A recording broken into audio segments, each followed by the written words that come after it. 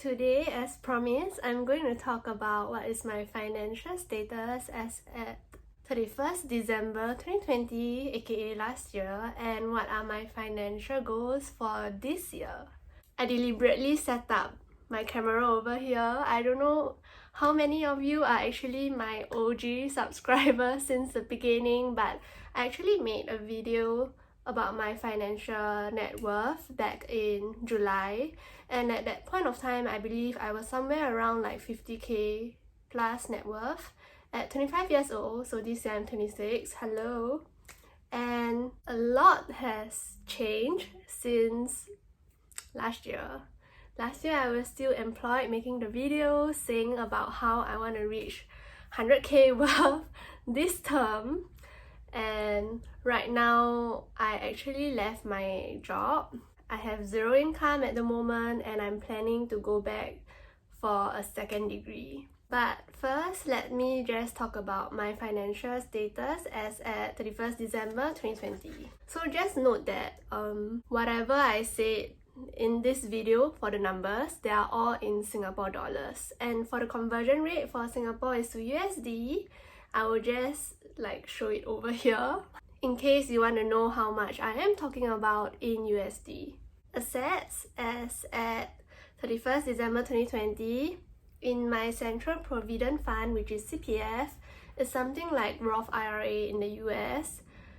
I have $48,147. For my investment, this is the current value that I have in my investment that I can withdraw anytime that I want. I can just sell my stocks and bonds or whatever. I have around 17,837 as at the year end.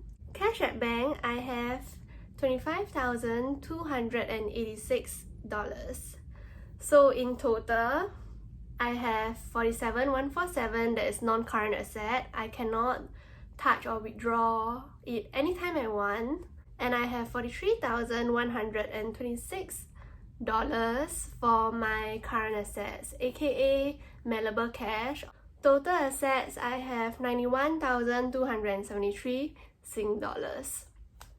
About liabilities, I don't own a car, I don't own mortgage payments, I don't have school loans to pay off, so I have zero debt essentially, and that brings me back to net worth of $91,273 as at 31st December 2020.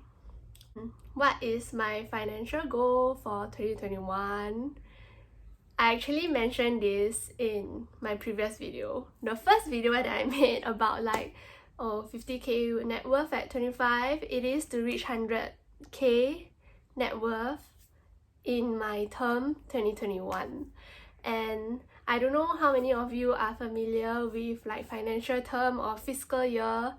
For me, I have one that I set for myself. My financial term, or how I like to gauge whether or not I am growing every year, is from July to June, because July is my birthday.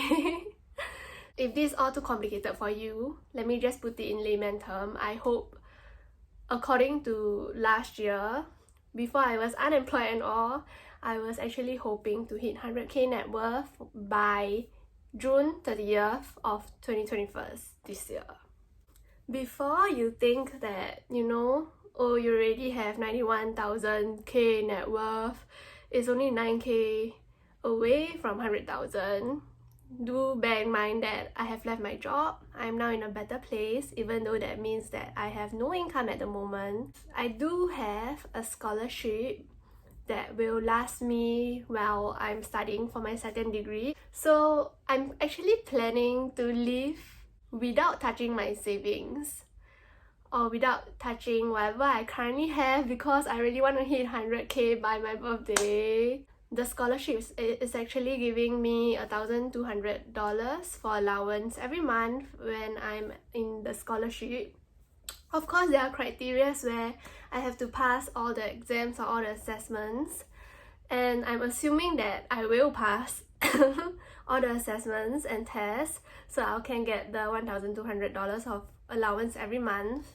Let's talk about my monthly expenses. Recurring fixed costs. I have my insurance to pay every month, and that's around $375.50. Phone bill, $25. Self-care is like more about my personal hygiene, $70. And that brings me to a total of $470.50 every month that is fixed. So I will for sure spend this money every single month. And the cost of my scholarship or my studying of my second course is 9 months, so that brings me to $4,234.50 for the 9 months. Let's do some backwards planning so I know roughly around how much I can spend every single day while I'm on the scholarship, and assuming that I would not be touching any of my current savings that I already have, because I'm trying to reach 100k by my birthday. I just cannot afford to use the 91k that I currently have. Let's do some backwards planning. My allowance every month is $1,200. And minus away the fixed cost, which is $470.50 that we just calculated previously, that leaves me to around $729 every month, which will bring me to $24.30 per day. $24.30 is assuming that it will cover all of my food, travel, experience, entertainment, and every other thing.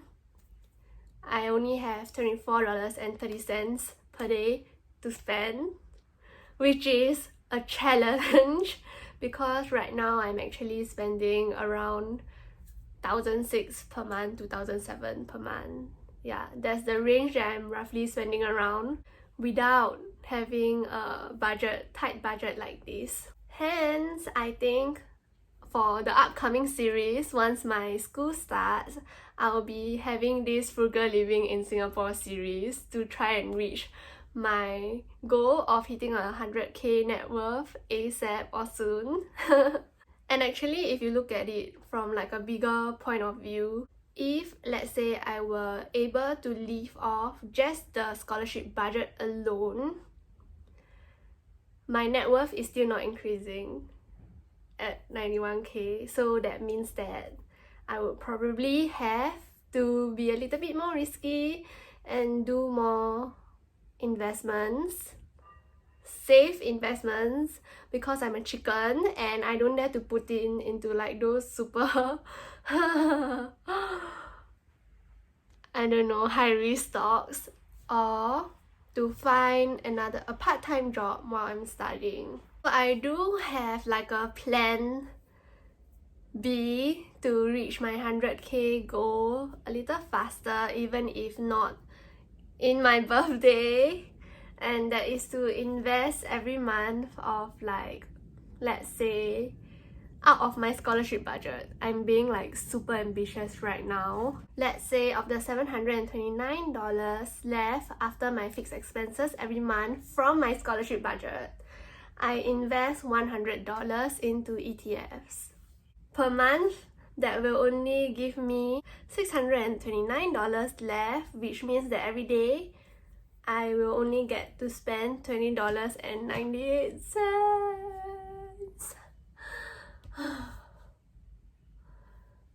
Which also means that I cannot afford to spend any more big ticket items unless they are an asset itself. But yeah, that's all for my financial goals for 2021. I really hope to achieve 100k net worth, even though it's pretty challenging right now. I will let you know in July, early July, because my terms end at June, late June, if I have achieved my 100k net worth goal or not. If not, at the end of the year, I will also be doing another review about my term 2021 financial status.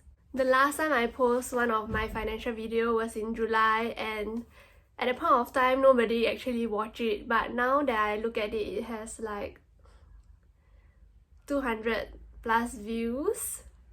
I don't know how many of my subscribers actually like this kind of financial videos. If you do, please let me know and I'll do more of them because I really enjoy doing personal financing. And that's all. Thanks for watching. Please like and share if this helped you or not, and I'll see you in 4 days time. Bye.